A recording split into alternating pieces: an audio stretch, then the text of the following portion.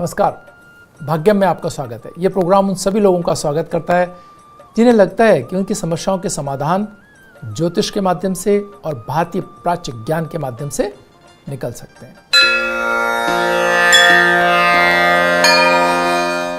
आज 7 मई 2020 है, वैशाख मास चल रहा है, शुक्ल पक्ष है, तिथि पूर्णिमा है, वार गुरुवार है, विक्रम संवत 2077 है, प्रमादी नाम का संवत्सर चल रहा है, शक संवत 1942 से। सूर्य उत्तरायण में है, ग्रीष्म ऋतु चल रही है, मुस्लिम तारीख 13 है आज और रमजान माह चल रहा है, हिजरी सन 1441 है। पूर्णिमा तिथि दिन में 4:15 तक के, उसके उपरांत प्रतिपदा तिथि आरंभ हो जाएगी। नक्षत्र स्वाति दिन में 11:07 तक, उसके उपरांत विशाखा नक्षत्र आरंभ हो जाएगा। योग यतिपात दिन में 4:40 तक, उसके उपरांत वरयान योग आरंभ हो जाएगा। कर्ण वृष्टि प्रातः 6 बजे तक, उसके उपरांत भवकरण आरंभ हो जाएगा। सूर्योदय जयपुर में 5:48 पर और सूर्यास्त 6:59 पर हो रहा है।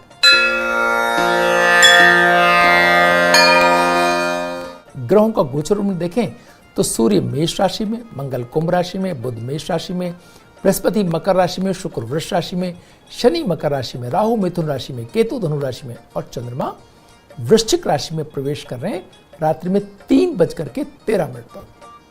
भद्रा प्रातः 6 बजे तक है।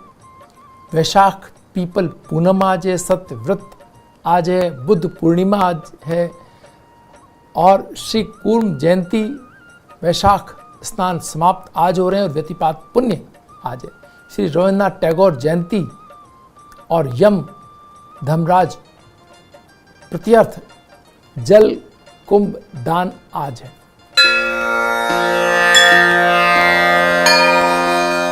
शेष चौघड़ियों की बात करें तो शुभ का चौघड़िया सूर्योदय से लेकर के 7:27 तक है। चर का चौघड़िया 11:44 से 12:23 तक है। लाभ और अमृत का चौघड़िया 12:23 से 3:41 तक है और शुभ का चौघड़िया 5:20 से सूर्यास्त तक है।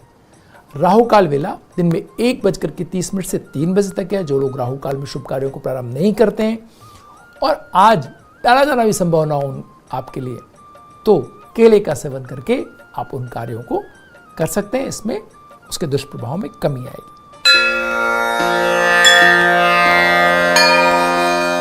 आज जब हम बात कर रहे हैं आज के दिन की मूड की, तो आज पूर्णिमा है। यूँ तो बहुत पॉजिटिव दिन है। सूर्य अपनी उच्च राशि में, चंद्रमा शुक्र की राशि में, शुक्र अपनी स्वयं की राशि में, तो एक ऐसा योग बन रहा है जहाँ पर पॉजिटिव लोग अपने मन के अनुसार अगर कार्य करें तो बहुत श्रेष्ठ न सिर्फ पुण्य अर्जन कर सकते हैं, यानी आप ऐसे पुण्य को अर्जित कर सकते हैं आज के दिन लोगों की मदद करते हुए। लोगों का एक महत्वपूर्ण बात समझ लीजिए, क्योंकि ये कठिन समय जब भी आता है तो इस बात की बहुत महत्वपूर्ण रूप से दर्ज की जाती है, गणना होती है कि ये कार्य आप इस समय को आपने किन कार्यों के अंदर गुजारा।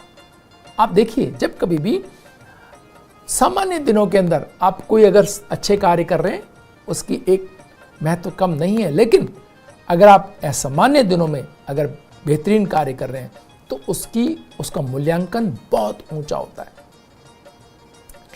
आप इन दिनों के अंदर जब सारी मानव जाति कहीं ना कहीं किन्हीं कारणों से कोई न कोई आप संकट के अंदर है, और ऐसी स्थिति में जब आप पुण्य कार्य करते हैं, विशेषतया हमारे यहाँ कुछ निर्धारित दिन हैं जिनके अंदर आप पुण्य कार्य करते हैं, तो बहुत महत्वपूर्ण तरीके से वो पुण्य आपके खाते में दर्ज होते हैं।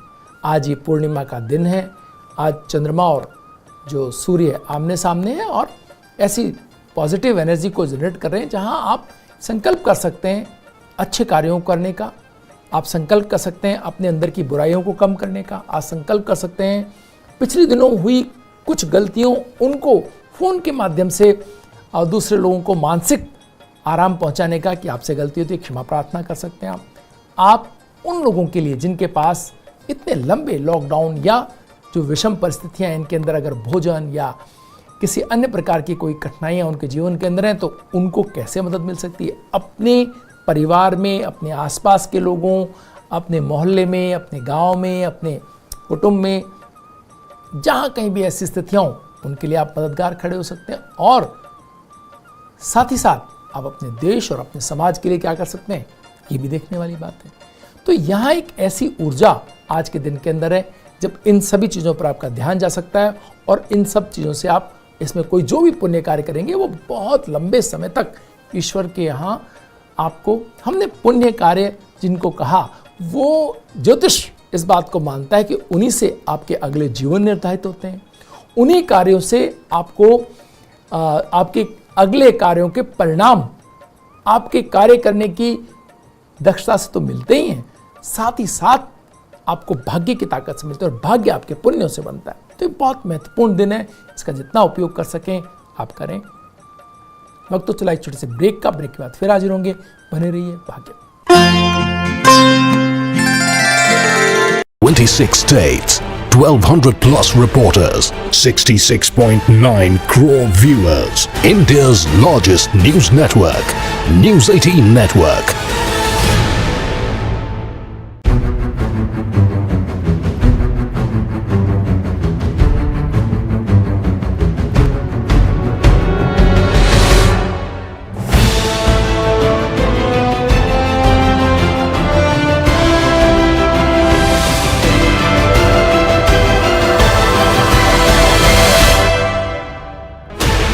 Sixteen channels, 15 languages, 26 states, 1200 plus reporters, 66.9 crore viewers. India's largest news network, News 18 Network.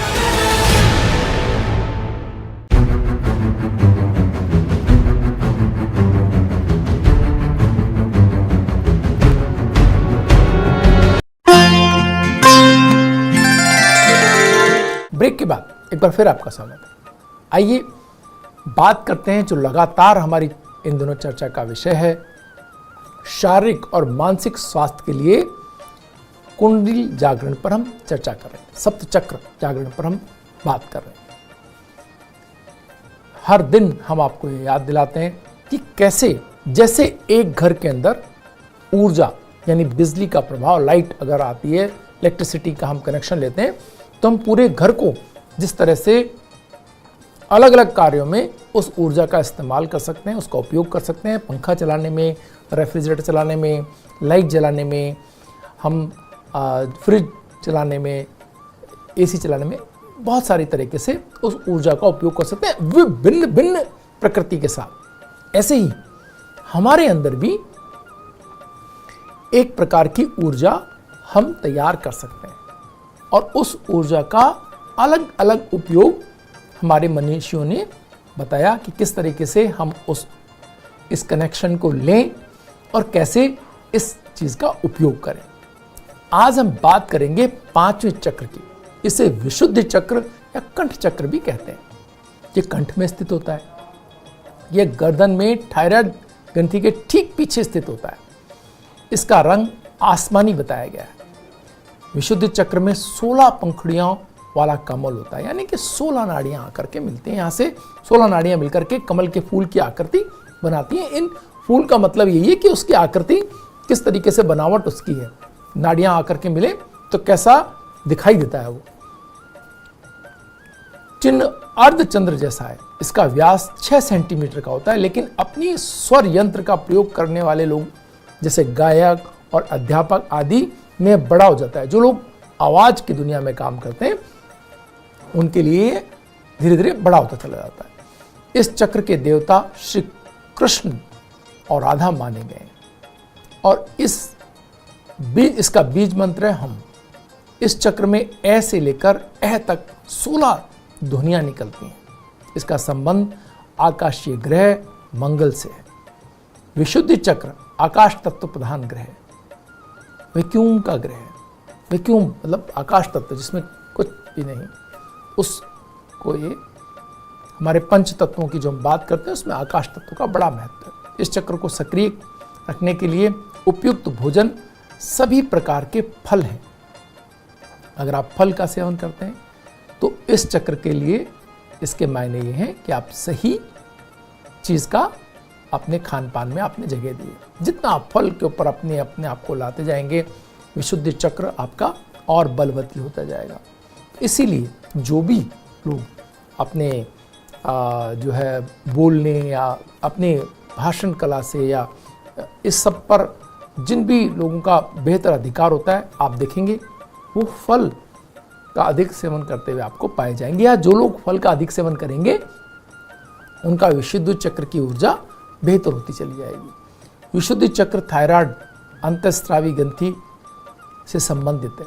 ये थायराइड, स्वर यंत्र, फेफड़े, श्वासन नलिका के पथ और आहार तंत्र को नियंत्रित करता है, मेटाबॉलिक रेट को संतुलित रखता है, पूरे शरीर को शुद्ध करता है और भूख और प्यास को रोका जा सकता है, ऐसी ताकत आपको प्रदान करता है। विशुद्धि चक्र से भौतिक ज्ञान, कल्याण, महान कार्य, ईश्वर में समर्पण, विष और अमृत, इन पर नियंत्रण, यानी आपके शरीर के अंदर नकारात्मक चीजें हैं उन पर नियंत्रित और सकारात्मक चीजों का सही प्रयोग, इस पर नियंत्रण करने की आपको दक्षता देता है। विशुद्ध चक्र संचार, संवाद और संप्रेषण का केंद्र है। यह व्यक्ति को अपने अनुभवों के बारे में बोलने की तीव्र इच्छा शक्ति प्रदान करता है। ये चक्र श्रवण का भी केंद्र है और मनुष्य के सुनने की शक्ति इतनी विकसित कर देता है कि वह कानों से ही नहीं, मन से भी सुनने लगता है। यह मनोवैज्ञानिक दृष्टि से रचनात्मकता, आत्मानुशासन, दायित्व और नेतृत्व का विकास करता है। जो भी लोग आपको बहुत डिसिप्लिन, अपनी बात बहुत तरीके से कहते हुए, बहुत अच्छे से सुनते हुए और कार्यों के सही निष्पादन से जुड़े हुए होते हैं, वो लोग, उनका विशुद्धि चक्र की जो ऊर्जा है वो काम में ले रहे होते हैं। ये ऐसा आप मान सकते हैं। इस चक्र का ध्यान करने से मनुष्य के रोग, दोष, भय, चिंता, शोक आदि दूर होते हैं और वह लंबी आयु को प्राप्त करता है। इस चक्र का नाम विशुद्ध रखने का कारण यही है कि इस तत्व पर मन को एकाग्र करने से मन आकाश तत्व के समान शून्य और शुद्ध हो जाता है। इस चक्र में बाहरी और आंतरिक विषयों को नियंत्रित करने की क्षमता होती है। ये चक्र पिछले कटु और नकारात्मक अनुभवों को निकाल करके जीवन को परमानंद से भर देता है। जागृत होने पर यह मनुष्य के जीवन की जो शक्ति है, रचनात्मकता है और सच्चा ज्ञान है, वो ज्ञान की वो लेयर्स में छिपे हुए, यानी कि ज्ञान किसी भी तरीके से दिया जाए, ज्ञान कितने भी उसके अंदर हो, वो सही ज्ञान को वो निकाल लेता है, तत्व ज्ञान को निकाल लेता है वो व्यक्ति। अब बहुत लंबी बातचीत के अंदर से उसके सामने वो जान जाएगा कि इसमें से तत्व की बात कितनी थी। तो ये आपको विशुद्धि चक्र से प्राप्त होता है। विशुद्धि चक्र का संतुलन बिगड़ने पर थायराइड के विकार, जुकाम, ज्वर, संक्रमण, मुंह, जबड़ा, जिह्वा, कंधा और गर्दन संबंधी रोग, उग्रता, हार्मोन के विकार, मनोदशा विकार, रुजुवृत्ति जनित रोग आदि हो सकते हैं। विशुद्ध चक्र को जागृत करने के लिए हलासन, सेतुबंधासन, सर्वांगासन और उज्जयी प्राणायाम अगर आप करते हैं तो ये आपकी ऊर्जा विशुद्ध चक्र तक निर्बाध जा सकती है। वहाँ स्थिर रखना तो बहुत बड़े योगियों का काम है, लेकिन अगर आपने वो ऊर्जा बनाई और विशुद्ध चक्र तक आप उसको लेके गए तो ये भी एक बहुत बड़ी बात होगी। यानी आपने ऊर्जा बनाई और उसको विशुद्ध चक्र तक वो प्रवाहित होती रहे निर्बाध, ऐसा भी हो जाए तो ये बहुत आपके जीवन को सकारात्मकता दे सकती है, आपके कार्यों के बड़े परिणाम दे सकती है और आपके जीवन के अंदर ऐसी आपको अपने शरीर पर नियंत्रण दे सकती है जिससे आप ऐसे कार्यों को करने में सफल हो जाएं जो अभी तक सिर्फ जिनकी आपने कल्पना ही की। वक्त तो चला एक छोटे से ब्रेक का। ब्रेक के बाद फिर हाजिर होंगे। बने रहिए भाग्य में। ब्रेक के बाद एक बार फिर आपका स्वागत है। आइए बात करते हैं भाग्य में सितारों के सितारे की। आज हमारे पास कुंडली है दीपिका पादुकोण की। दीपिका पादुकोण भारतीय फिल्म अभिनेत्री हैं। वो दुनिया की सबसे अधिक भुगतान पाने वाली अभिनेत्रियों में से एक है। पादुकोण को कई पुरस्कार प्राप्त हुए हैं, जिनमें से 3 फिल्म फेयर पुरस्कार और 6 आईफा अवार्ड शामिल हैं। वे देश के सबसे लोकप्रिय और आकर्षक व्यक्तित्वों की सूची में शामिल हैं। दीपिका का जन्म 5 जनवरी 1986 को कोपेनहेगन में डेनमार्क में हुआ। उनके पिता का नाम प्रकाश पादुकोण है, जो मशहूर बैडमिंटन खिलाड़ी रहे।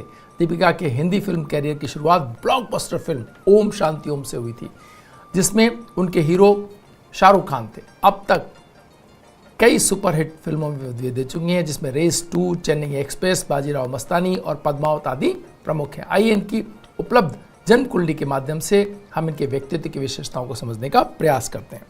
तुला लग्न की कुंडली जो बैलेंस बनाने में बहुत ही महत्वपूर्ण भूमिका निभाती है, यानी आपके दो अलग अलग कैंप, दो अलग अलग विरोधी लोग जो आपस में बहुत जिनका विरोध हो, उन दोनों के बीच सेतु बनाते हुए आप दोनों के साथ उतने ही बेहतर ढंग से अपने व्यवहार कुशलता के कारण आप काम कर ले जाएं, काम कर पाएं।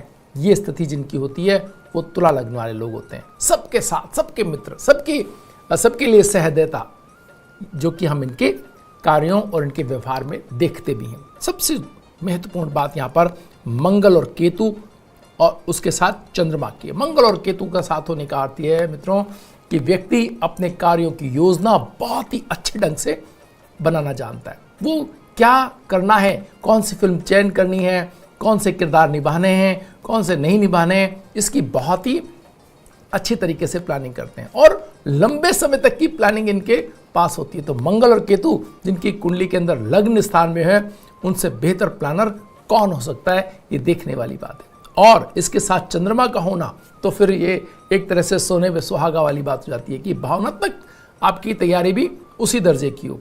लेकिन राहु आपके भावनात्मक संबंधों में थोड़ी सी जो है आपको ऐसी स्थिति का सामना करवा सकता है जो आपने प्लान न किया हो, और ऐसा इनके साथ हमने देखा कि हो भी चुका है कि ये तनावपूर्ण स्थितियां उन्होंने भावनात्मक संबंधों में गुजारी है।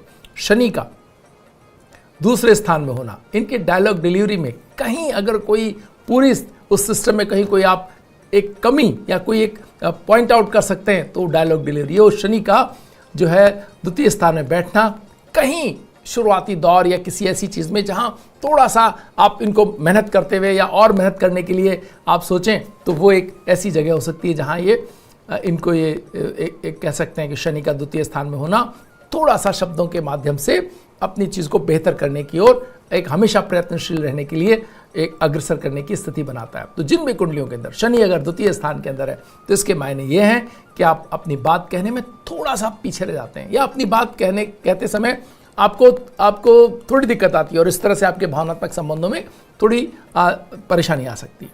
आप इसके साथ ही आप देखें सूर्य, बुध और शुक्र, ये तीनों ग्रह इनके कीर्ति स्थान में सूर्य का होना आपको निश्चय ही सितारा बनाने में मदद करता है। आपकी मेहनत अगर पूरी है, अगर आपने मेहनत की अपने कार्यों के ऊपर, आपने अगर अपने फोकस नहीं अगर बार बार बदले हैं, तो आप देखें वो व्यक्ति जिनके सूर्य तृतीय स्थान में हो वो व्यक्ति सितारा बनते हैं, अच्छी स्थिति में हो तो वो सितारा बनते हैं। यहाँ धनु राशि का सूर्य आप इस सितारा बनाने में इनको बहुत महत्वपूर्ण भूमिका निभाई। बृहस्पति इनका चतुर्थ स्थान के अंदर, आप देखिए कि कीर्ति स्थान के अंदर बृहस्पति की राशि में सूर्य और बृहस्पति का चतुर्थ स्थान में होना, कौन रोकता है ऐसे व्यक्ति को। और आप देखते हैं कि लगातार सफल होती हुई इनकी कहानी, एक के बाद एक हिट फिल्में और अपने मंगल का जो लग्न में होना, वो अपने फिटनेस के लिए लगातार प्रयत्न करते रहना, लगातार ऐसी स्थिति को पाने के लिए प्रयत्न करना कि जिसके अंदर एक स्पोर्ट्समैन आप हमेशा दिखाई दें, आपको लगे कि कोई ऐसा व्यक्ति है जो फिटनेस के लिए पूरी कोशिश कर रहा है। तो आप इनकी इस कुंडली से देख सकते हैं मंगल और चंद्रमा का योग अत्यंत धनवान होने का गारंटी जो देता है वो यहाँ उपलब्ध है। और इसी से ही आप देख सकते हैं कि आज भारत की सर्वाधिक धन प्राप्त करने वाली अभिनेत्रियों के तौर पर आप इनको पाते हैं। साथ ही साथ शुक्र का बुध और सूर्य के साथ होने ने कला जगत में भाग्य स्थान को देखना, ये एक ऐसी स्थिति बनाता है मित्रों जहां पर भाग्येश जब भाग्य स्थान को देखे तो व्यक्ति को भाग्य के माध्यम से जो पहली ही फिल्म आपको इतनी बड़ी मिल जाए तो फिर आप सोच सकते हैं कि कितनी ऊंचाई आपको सहज प्राप्त हो गई। उसके बाद फिर चीज़ें सहज हो जाती हैं, अगर वहाँ से चीज़ें ठीक हुई तो फिर आपको लंबी सफलता का दौर शुरू हो जाता है। तो यहाँ इन्होंने पाया भाग्येश जब भाग्य स्थान को देख रहा था, सूर्य भी भाग्य स्थान को देख रहा है और उसके साथ साथ ही शुक्र भी भाग्य स्थान को देख रहा है, तो व्यक्ति की इनकी सफलता ने एक तरह से इतिहास रचे। सर्वाधिक कमाई करने वाली फिल्मों में इनकी फिल्में रहीं। 100 करोड़ से ऊपर की फिल्मों की एक लाइन लगा दी इनकी फिल्में। तो धन कमाने में इनकी फिल्में बहुत ऊंचे दर्जे की रहीं, सितारा हैसियत इनको प्राप्त हुई, इन्होंने प्लानिंग अपनी बहुत अच्छी की, आगे तक की प्लानिंग इनकी बहुत शानदार। और लकी फॉर अदर्स, यानी जब आपका चंद्रमा और मंगल साथ होता है तो आप दूसरों के लिए भी उतने ही लकी होते हैं। तो ये जो बात है कि भाग्य को देखे, सूर्य भाग्य स्थान को देखे और चंद्रमा मंगल के साथ हो तो व्यक्ति दूसरों के लिए लकी हो जाता है। आप देखें कि जिन भी सितारों के साथ काम इन्होंने किया उनको भी सितारा बनाया, उनकी भी चीज़ों को आगे बढ़ाने और उनको ऊंचे दर्जे की सफलता दिलाने में इनकी भूमिका कोई छोटी नहीं कह सकते। भाग्य के आप अगर उससे कहें, मतलब अगर ये देखें कि सिर्फ प्रयत्न और श्रम तो एक जगह है, लेकिन अगर भाग्य की ताकत का अगर आप अंदाज़ा लगाना चाहें इस कुंडली की तो अद्वितीय आप इस श्रेणी के अंदर आप इस कुंडली को रख सकते हैं कि जब लग्नेश भाग्य स्थान को देखे, भाग्येश भाग्य स्थान को देखे और सूर्य भाग्य स्थान को देखे तो व्यक्ति की स्थिति क्या होती है वो इस कुंडली से समझ में आता है। और चंद्रमा और मंगल साथ हो तो व्यक्ति को किसी तरह की परेशानी आती नहीं, आगे से आगे लोग उनके लिए प्रयत्न करते हैं, आगे से आगे एक पूरी टीम उनके लिए काम करती है और वो भी बिना किसी भी सोचे समझे, बिना प्लानिंग करिए कोई काम नहीं करते। बहुत अच्छे योजनाकार, युद्धविति निसारद लोगों को जो कहते हैं हम, वो एक यहाँ पर बनता है। तो आप एक ऐसे अच्छे प्लानर और अच्छे मेहनत करने वाले, धनवान और कीर्तिवान की कुंडली बनती है। तो जो भी ज्योतिष के छात्र हैं वो देखें कि कैसे जब छोटे बच्चे आपके पास हैं जो कला जगत में अपना भाग्य आजमाना चाहते हैं, अगर वो इस तरह के योग उनकी कुंडली के अंदर हैं, भाग्य की इतनी ऊंची स्थिति कुंडली के अंदर है, तो आप यकीन माने कि वो सितारा हैसियत प्राप्त करेंगे ही करेंगे। और ये कुंडली अगर फिल्मों में इतनी ऊंची सफलता नहीं प्राप्त करती तो मंगल और चंद्रमा के योग से पंचम स्थान का शनि अगर जो है मंगल के साथ और होता तो हम कह सकते थे खेल जगत में भी ये उतनी ही ऊंची स्थिति इनको मिलने की पूरी संभावना एक कुंडली दर्शाती है। भाग्य में आज इतना ही, कल फिर हाजिर होंगे नई जानकारियों के साथ। तब तक के लिए नमस्कार।